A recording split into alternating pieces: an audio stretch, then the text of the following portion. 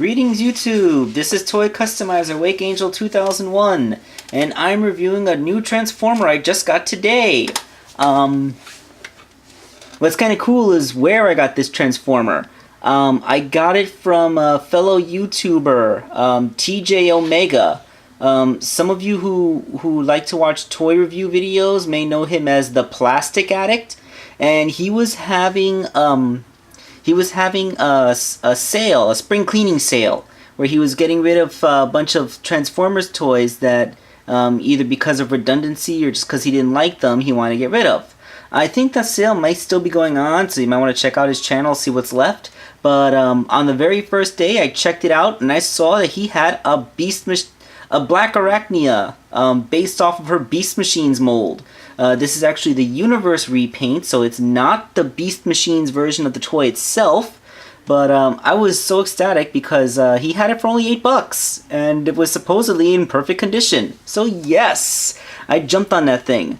So with Mighty the Armadillo as our witness, I'm going to review the Beast Machines, the Universe re-release of the Beast Machines Blackarachnia. So let's take a look. She has an action gimmick in her spider mode, where you pull her front legs apart and they move her mandibles. It's kind of interesting. Let's zoom in on that. You pull it and rob. Nah. Okay, so yeah, that's what her gimmick is for that mode. Her spider mode looks kind of cool from certain angles, but it's a little bit inelegant when you start to look at it from other angles. Like you can clearly see, like what they even tried to put the Black Widow mark on the back of Blackarachnia's head, but it's really hollow in there, and it just kind of looks like the back of her head. Plus, it doesn't really peg in, so if you move it the wrong way, you can actually see her face.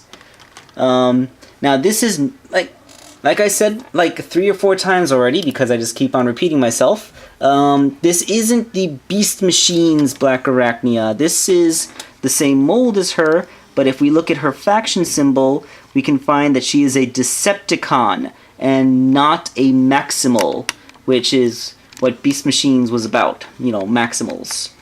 Also, the front spider legs are kind of really undersized. They don't even come close to reaching the ground. Although for the time that she came out and the toy line she's a part of, I didn't get any Beast Machines toys because, well, quite frankly, I wasn't impressed by most of them. I thought that they all looked kind of crap. The ones that were good looked nothing like the ones in the show, and the ones that vaguely looked like the ones in the show were crap. Yeah, I didn't like the Beast Machines toy line very much. Although there were exceptions for that line, and Blackarachnia was totally one of them. She looked like she did in the show, and she was great. To give a quick comparison to the only other Blackarachnia toy I have right now, here is the animated Blackarachnia. Now keep in mind, these are both deluxes, but as you can see, the Beast Machines version is just a lot bigger. Wow, that's a very big Blackarachnia. Although, to its credit, the animated version of Blackarachnia does pull off a little bit better of a spider, in my opinion. The only real difference being the hands are visible.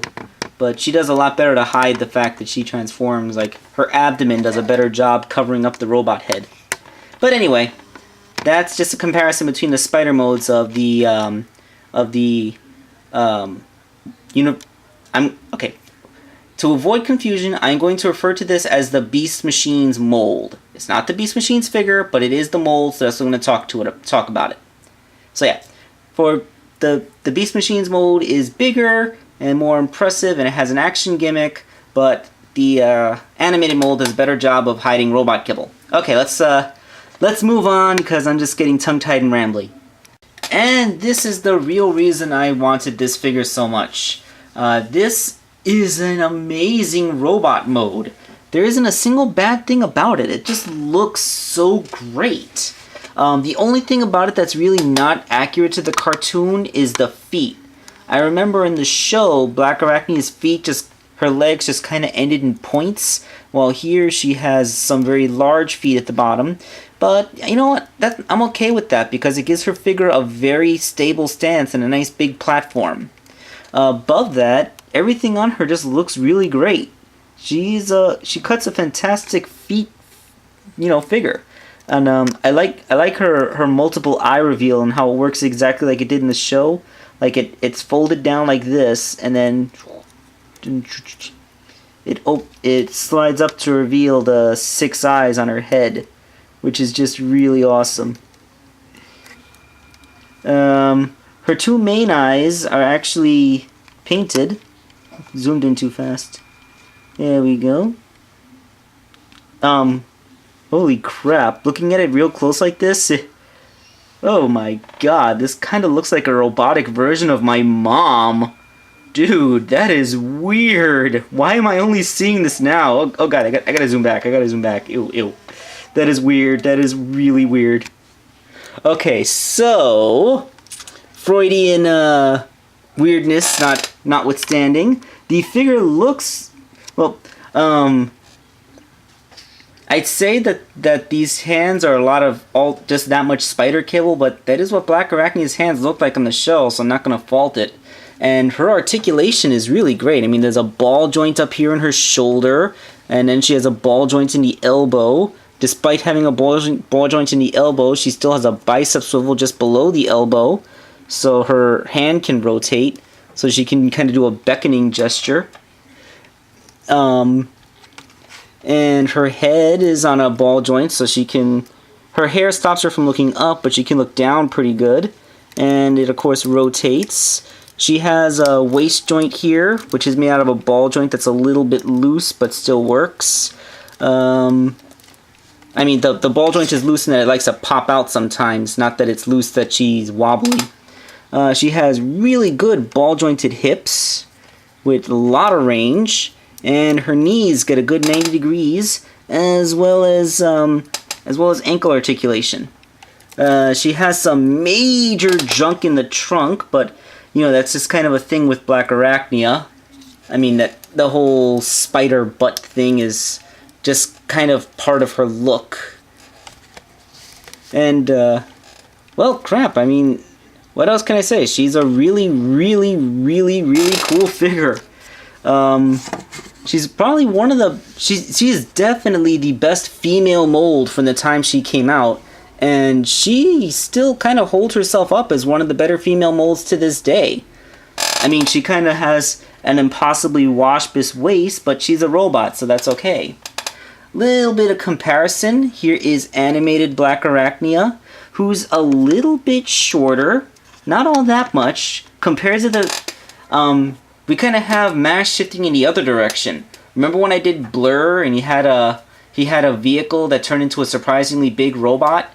Well, here you have a robot that turns into a surprisingly big spider. So it's kind of mass shifted in the opposite direction. But yeah, as you can see, that there's a comparison, and whoop, we can see the major junk in the trunkness factor is yeah. The new version has a slightly less of a dat-ass aspect than the old one. And plus she only has 4 eyes, where the Beast Machines mold has 6. But whatever, spiders have been known to have all kinds of crazy eyes. And if you really want to create that gigantic third finger thing that she has going on, you can always just fold down animated elbow spike things. Oh hey, you think that was an intentional homage? I'm gonna count it. Alright, so yeah, that is the Beast... Man, this chair is so squeaky, I gotta get a new one. That is my review of the Beast Machines mold for Blackarachnia. If you are a fan of Blackarachnia or female character transformers in general, this mold has been released in a multitude of color schemes, of which this is only one. And I would recommend you get her because she is a really, really cool Decepticon figure. But this is the Decepticon version. The original one would be a Maximal, and there are other various things. I think Crystal Widow is also a Maximal. and blah blah blah. I think this was even released as an RC at one point. They even stuck wheels on her. So this has been Toy Customizer Wakeangel 2001, and I am signing off.